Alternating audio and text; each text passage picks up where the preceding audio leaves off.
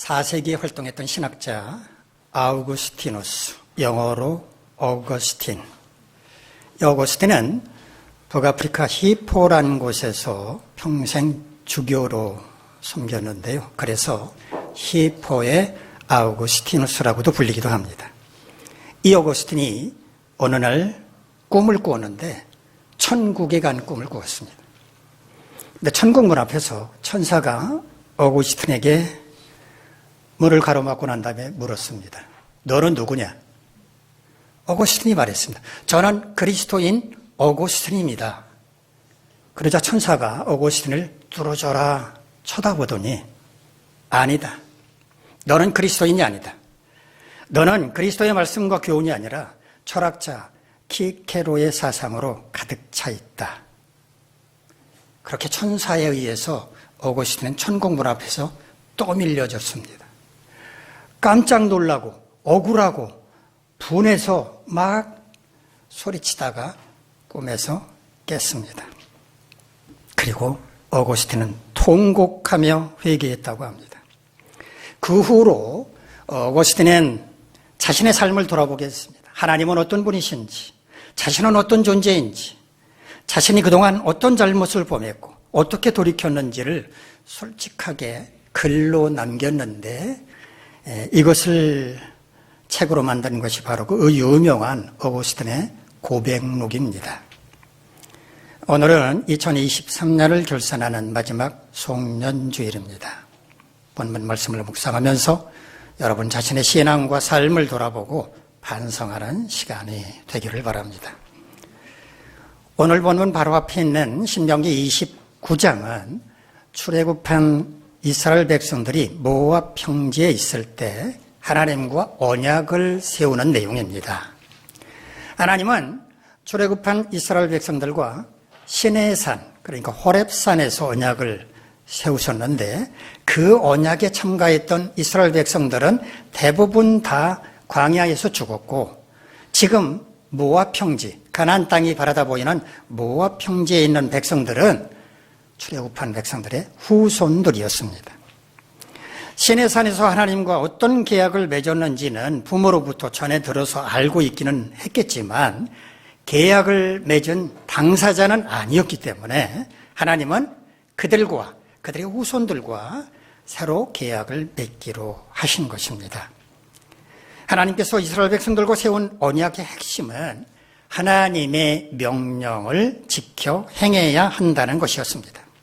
또 그 언약은 모압 평지에 있는 그들만이 아니라 그들의 후손들, 자녀들에게까지 이어져야 한다고 말씀을 하셨습니다. 만약 그들이 그 언약을 지키지 않는다면 하나님께서 진노하시고 그들을 심판하실 것인데 그들을 가나안 땅에서 뽑아서 다른 나라에 내던질 것이다 라고 말씀을 하셨습니다. 그리고 난 다음에 오늘 본문의 말씀으로 이어지는데요. 우리 본문 1절 말씀 함께 읽도록 하겠습니다. 시작. 내가 내게 진술한 모든 복과 저주가 내게 임함으로 네가 네 하나님 여호와로부터 쫓겨간 모든 나라 가운데서 이 일이 마음에서 기억이 나거든. 하나님은 이스라엘 백성들과 언약을 맺으시면서 만약에 그들이 언약을 지키지 않고 어긴다면 그들을 가나안 땅에서 뽑아서 다른 나라의 포로로 잡혀가게 할 거라고 말씀을 하셨는데 오늘 이 1절 말씀은 그들이 하나님과 맺은 그 언약을 지키지 않음으로써 다른 나라의 포로로 잡혀갔을 그때 가정 상황입니다. 그때를 가정해서 말한 것입니다. 만약에 그들이 다른 나라의 포로로 잡혀가게 되었다면 하나님과 맺은 언약의 말씀을 기억해야 한다는 것입니다. 아니 우리가 왜 포로로 잡혀오게 됐지? 하나님과의 언약을 지키지 않았기 때문에 하나님께서 진노하시고 심판하셨기 때문이 아닌가라고 깨달을 수 있어야 한다는 말씀입니다. 그렇게 깨닫기만 하면 그만인가? 아닙니다. 반드시 깨닫고 난 다음에 후속 조치가 있어야만 한다고 말씀을 하시는데 우리 본문 2절에서 4절까지 말씀 화면을 보면서 한번 같이 읽겠습니다. 시작.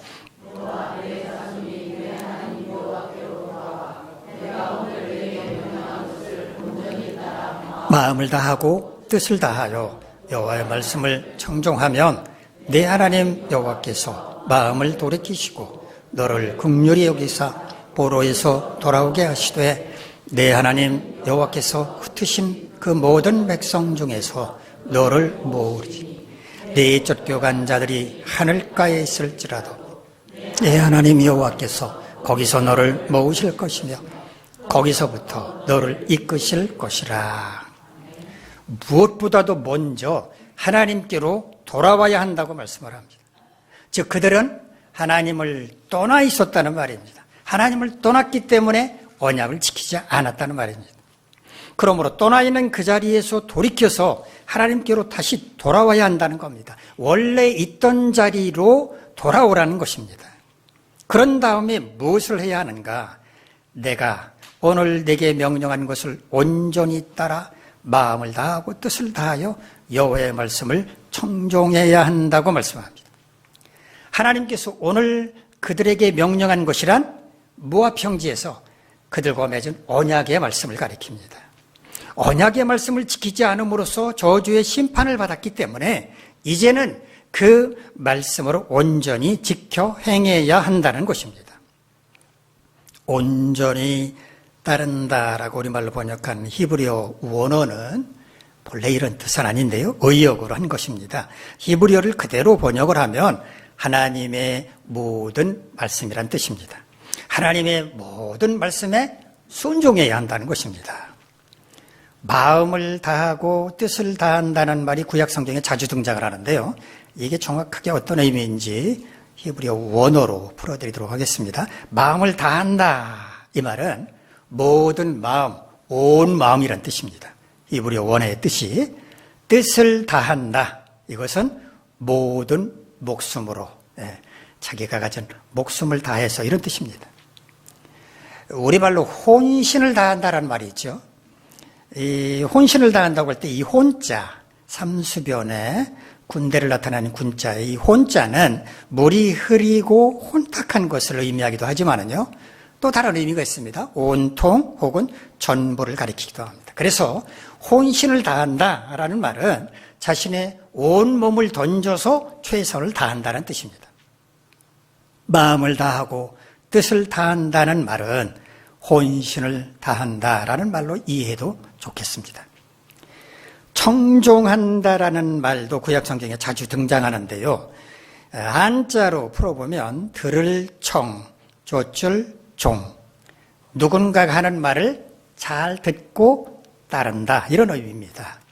히브리어 원어를 보면 샤마라는 말인데요. 듣다, 주의하다, 순종한다는 뜻입니다. 듣고 순종한다는 의미로 이해하면 됩니다. 하나님께서 하신 말씀을 잘 듣고 순종해야 한다는 것입니다. 하나님의 심판으로 다른 나라에 포로로 잡혀갔을 때 하나님과의 언약을 기억하고 하나님께로 돌아와서 모든 말씀을 잘 듣고 순종할 때 하나님은 어떻게 하실 것인가? 하나님께서 마음을 돌이키실 것이라고 말씀합니다. 그들이 마음을 돌이켜서 하나님께로 돌아왔으니까 하나님도 마음을 돌이킬 것이라는 말입니다. 그리고 그들에게 긍휼을 베푸실 것이라고 말씀을 합니다. 긍휼을 베푼다라고 하는 말의 히브리어 원어는요, 라함이라는 말인데 불쌍히 여긴다는 뜻입니다. 하나님과의 언약을 지키지 못한 연약한 그들, 포로로 잡혀가서 고생하는 그들을 불쌍히 여기신다는 것입니다. 그리고 마침내 그들을 포로된 그곳으로부터 약속의 땅으로 돌아오게 하실 거라고 말씀을 하십니다. 포로로 잡혀간 그들이 어디 한 군데에만 있었겠습니까? 여러 군데에 흩어져 있었을 것 아닙니까? 그러니까 이곳저곳에 흩어져 있는 그들이 하늘가에 있을지라도, 즉 어느 곳에 있더라도 그들을 모두 한가운데로 모아서 가나안 땅으로 돌아오게 하신다는 겁니다. 그들을 포로된 그곳으로부터 다시 가나안 땅으로 데려오신 다음에는 어떻게 하실 것인가? 자, 우리 본문 5절에서 8절까지 말씀, 화면을 보면서 한번 같이 읽겠습니다. 시작. 내 하나님 여호와께서 너를 내 조상들이 차지한 땅으로 돌아오게 하사 내게 다시 그것을 차지하게 하실 것이며 여호와께서 또 내게 선을 행하사 너를 네 조상들보다 더 번성하게 하실 것이며 네 하나님 여호와께서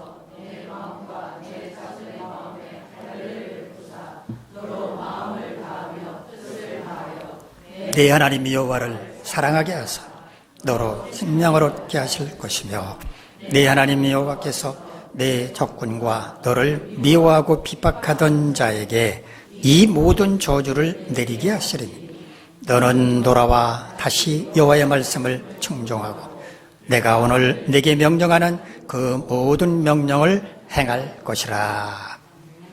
그들이 다시 가나안 땅을 차지하고 난 다음에는 하나님께서 그들에게 선을 행하실 것이라고 말합니다. 선을 행한다는 말은 히브리어 야타브란 말을 번역하는 건데요. 잘 되게 하다, 좋게 한다 이런 뜻입니다. 구체적으로 뭘 어떻게 좋게 하신다는 말씀인가? 그들을 조상들보다 더 번성하게 하실 거라고 말씀을 하십니다. 번성하게 한다는 말은요, 히브리어 원어 라바흐란 말을 번역을 한 건데 많아지게 한다는 뜻입니다.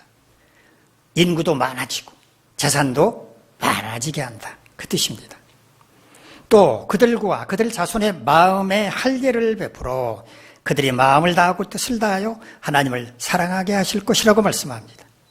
과거 그들이 하나님과의 언약을 지키지 않았던 것은 하나님을 사랑하는 마음이 없었기 때문이라고 하는 것을 우회적으로 말씀한 것이라고 볼 수 있습니다.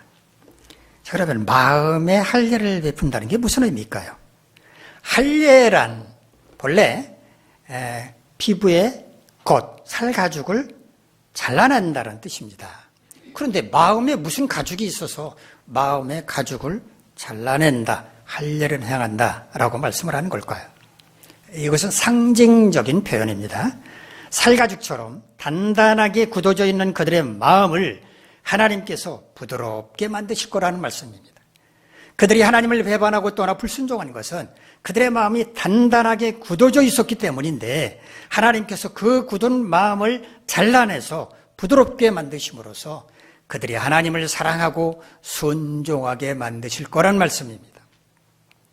그들이 하나님을 사랑함으로 생명을 얻게 하신다고 말씀을 하시는데 여기 말하는 생명이란 그들이 다시는 저주의 심판으로 인해서 멸망하지 않을 것을 말씀한 것이라고 볼 수 있습니다.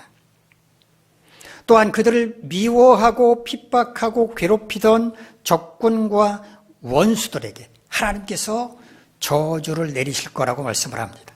그동안 하나님은 적군과 원수들을 사용해서 이스라엘 백성들을 심판하셨습니다.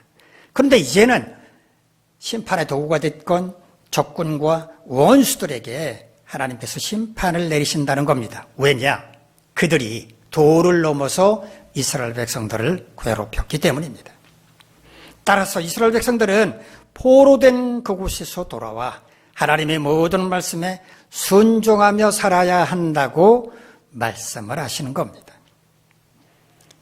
오늘 본문의 핵심 메시지는 무엇인가? 이스라엘 백성들이 하나님의 저주로 다른 나라의 포로로 잡혀갔을 때 과거 그들이 하나님과 맺었던 언약을 기억하고 하나님께로 돌아와서 하나님의 모든 말씀에 온전히 순종하면 하나님께서도 마음을 돌이켜서 그들을 불쌍히 여기시고 그들을 포로된 그곳으로부터 데려오실 것이며 이전보다 더 번성하도록 복을 내려주시고 그들이 다시는 하나님을 배반하지 않고 온전히 하나님만 사랑하고 순종하며 살아가도록 만들어 주신다는 겁니다. 이것을 현대적인 의미로 해석해서 오늘 우리 삶에 적용한다면 우리가 살아가면서 고난 가운데 처하게 되었을 때 복과 저주, 생명과 죽음이 하나님 손에 달려있다는 것을 깨닫고 하나님께로 돌아와 하나님의 모든 명령을 온 몸과 마음으로 지켜 행하려고 힘쓴다면 하나님은 우리의 삶을 다시 회복시켜 주실 것이며 이전보다 더 번성함을 누리며 살아가게 하시고 겸손히 하나님만 사랑하며 온전히 하나님의 말씀에 순종하며 살 수 있도록 우리의 마음을 주장해 주신다는 것입니다. 지나온 한 해 동안 우리의 신앙과 삶을 돌아보며 반성하는 송년주일인 오늘 하나님께서 본문의 말씀을 통해서 우리에게 주시는 교훈은 무엇일까요? 첫째, 우리는 수시로 자신의 삶을 돌아보고 점검함으로써 인생길을 바르게 수정해 가야 한다는 것입니다. 사람은 아무 흠도 없는 완벽한 존재가 아니기 때문에 자신이 한번 세운 그 계획, 결정, 그거를 무슨 일이 있어도 그대로 추진해야 하는 것은 아닙니다. 식견이 짧아서 계획 자체를 잘못 세울 수도 있고요. 이 일을 추진하면서 계획과는 전혀 다른 방향으로 나갈 수도 있습니다. 그래서 우리는 수시로 자신의 삶을 점검해 보아야 합니다. 상황에 맞게 제대로 계획은 세웠는지, 계획대로 잘 추진은 하고 있는지를 확인해 봐야 하는 겁니다.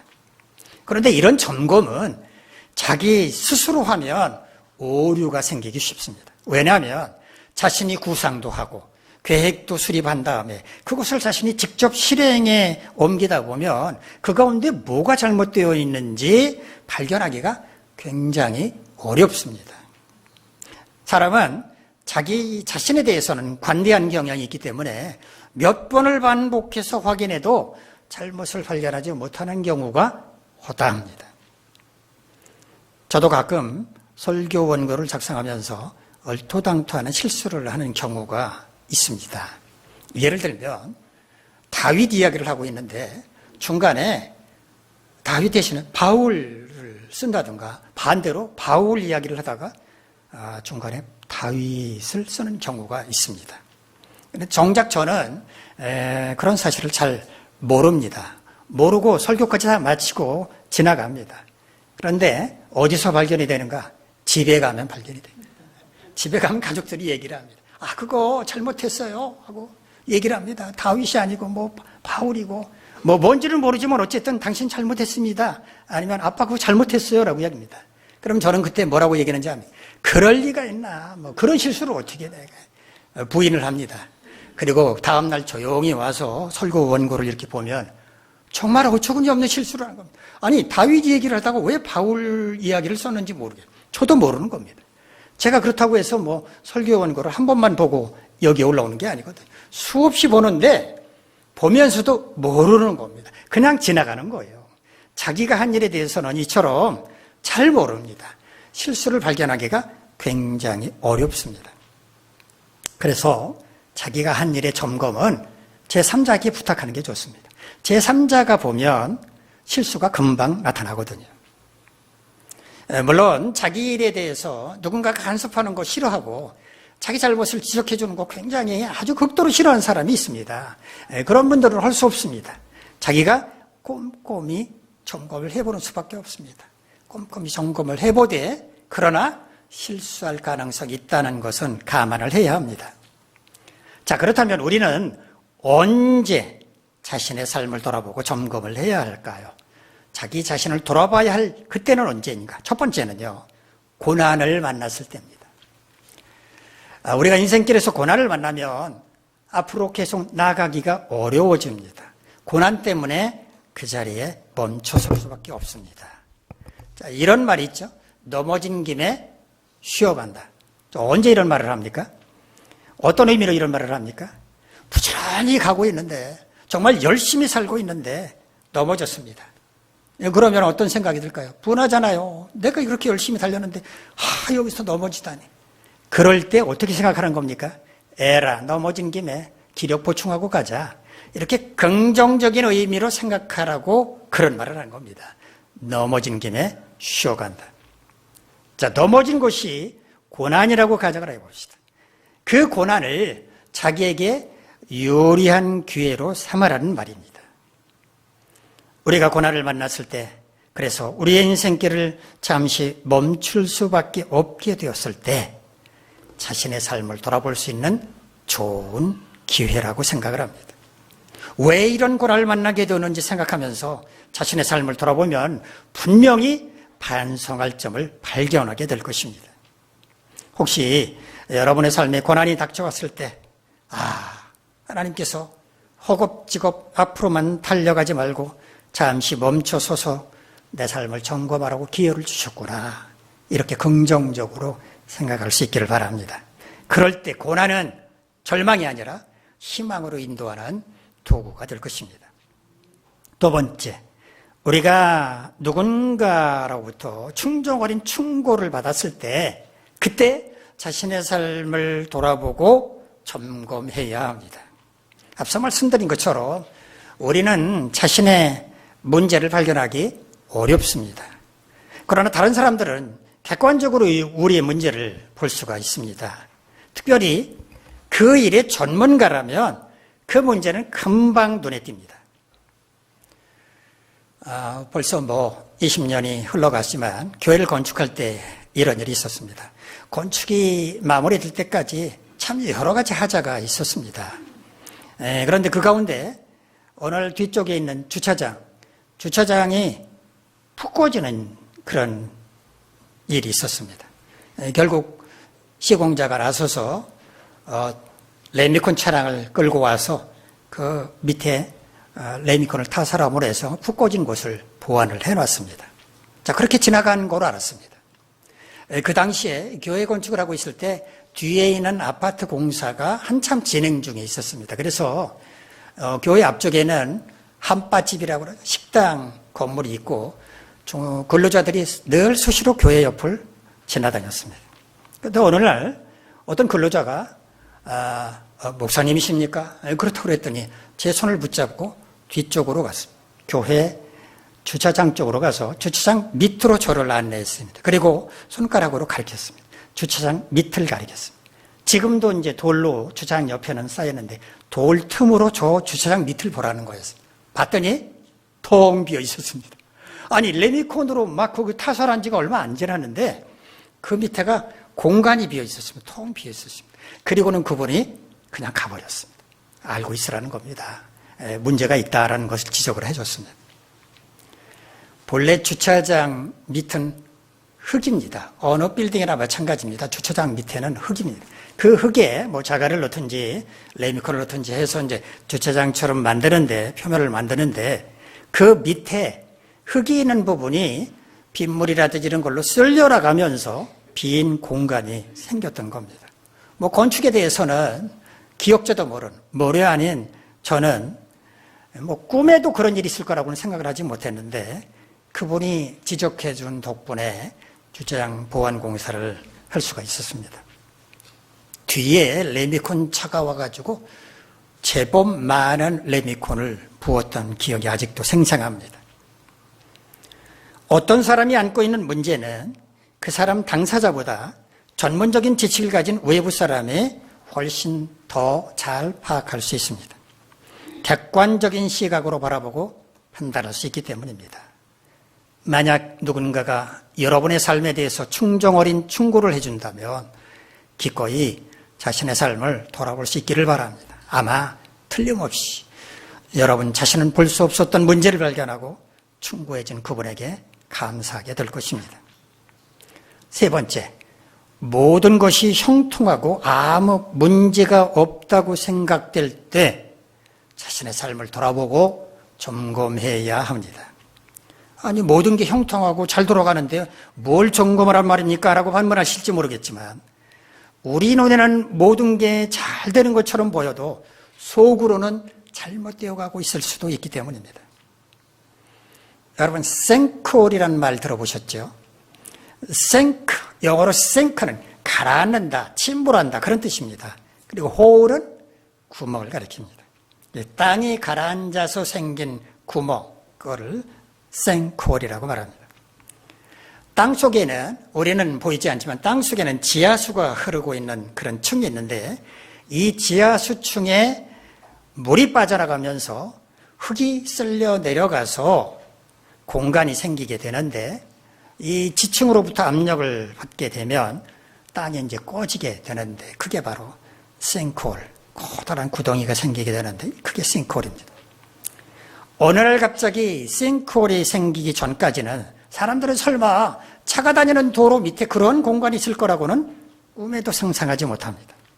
그러나 땅 밑을 투시할 수 있는 전문 장비가 있다면 그 장비를 통해서 사전에 점검을 하면 여기에 싱크홀이 생겼습니다. 앞으로 생길 겁니다. 라는 진단을 받을 수 있고 사고가 나기 전에 미리 조치를 취할 수 있을 것입니다. 지난 1986년에 열렸던 제7회 MBC 강변가요제에서 대상을 수상한 가수와 노래 제목 기억하신 분 있습니까?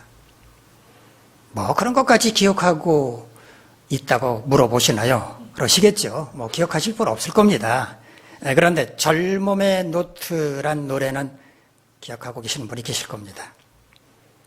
안개 속을 걸어봐도 채워지지 않는 나의 빈 가슴, 잠이르면 어느새 사라지는 젊음의 무지개여, 커피를 마셔봐도 느낄 수가 없는 나의 빈 가슴, 까만 밤을 하얗게 지새우는 젊음의 고독이여, 내 젊음의 빈 노트엔 무엇을 그려야 할까?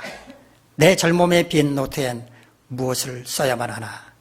아름답고 신비로운 우리들 사랑의 이야기, 이 세상에 살아있는 우리들의 모든 인생 이야기, 내 젊음의 빈 노트엔 무엇을 채워야 하나?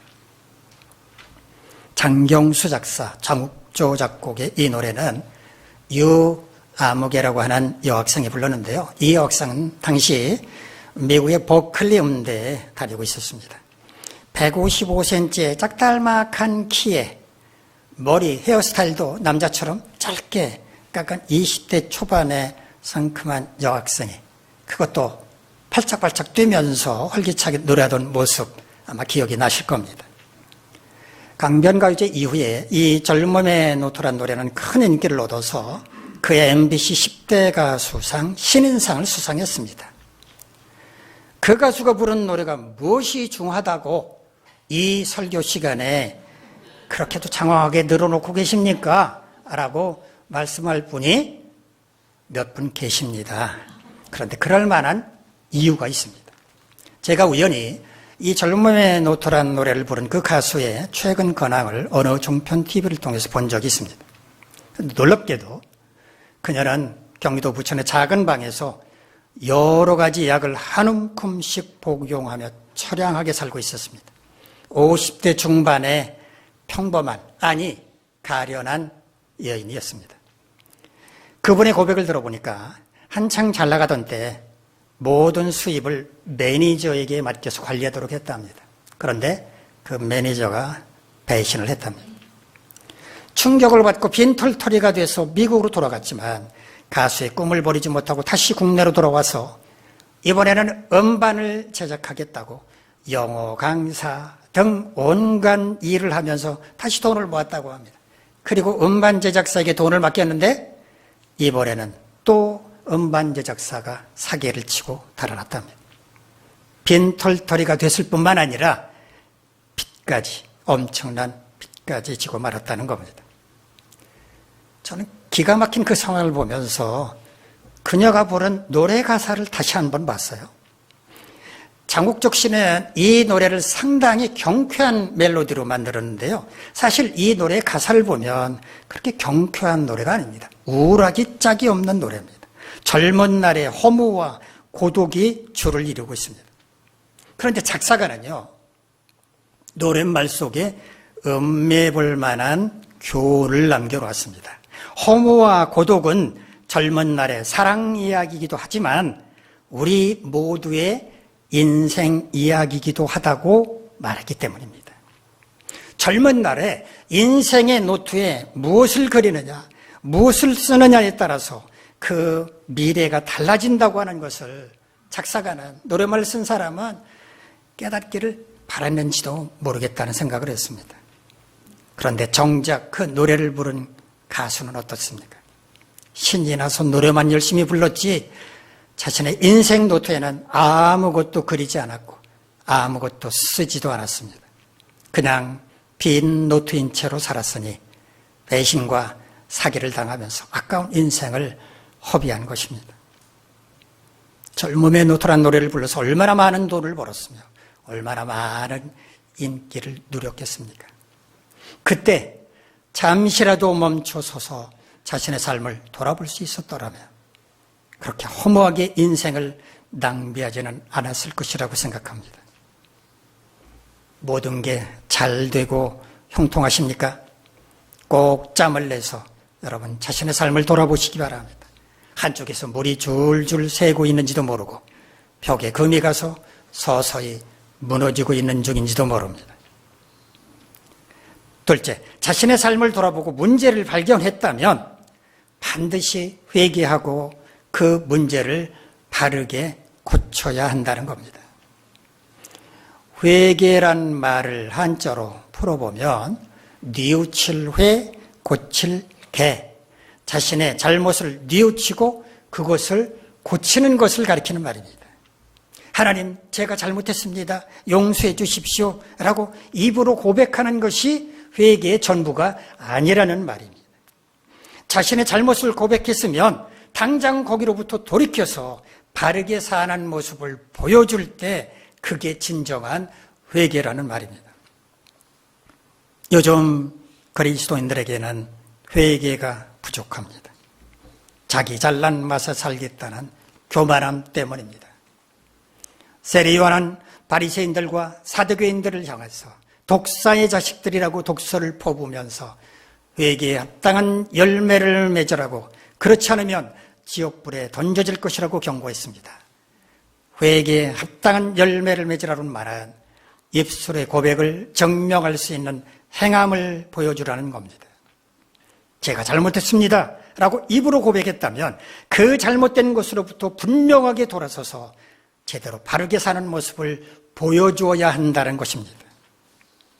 여러분의 삶을 돌아보고 점검한 결과 문제를 발견했다면 즉시 하나님 앞에서 잘못되었다고 고백하셔야 마땅합니다.